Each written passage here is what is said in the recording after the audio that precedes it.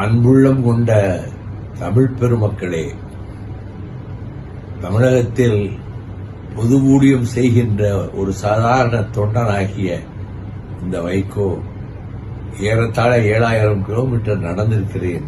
ஆனால் நான் கீழே விழுந்ததில்லை.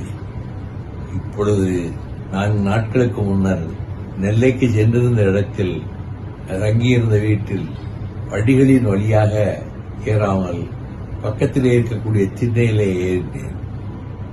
அப்படியே அலைமலைத்து இடதுபுறமாக சாய்ந்து விட்டேன். எனக்கு தலையில் அடிபட்டிருந்தாலோ முதுகெலும்பு அடிபட்டிருந்தாலோ நான் இயங்க முடியாம போயிருப்பேன். இப்ப என்னன்னா, இடது தோள்பட்டையினுடைய அந்த கிண்ணம் உடைந்திருக்கிறது, அதோடு அந்த எலும்பும் கீறி இருக்கிறது. அதனால் அங்கே உடனே டாக்டர் முரளியிடம் காண்பித்து அவர் உடனே நீங்க மெட்ராஸுக்கு போகணும், சென்னைக்கு போகணும், அங்க போய் நீங்க ட்ரீட் பண்ணணும் அப்படின்னாங்க. அப்புறம் டாக்டர் தனியா சேர்ந்துட்டு யோசனை கேட்டேன். அவரு இந்த எக்ஸ்ரே இருந்து வாட்ஸ்அப்ல அனுப்பி வச்சோம்.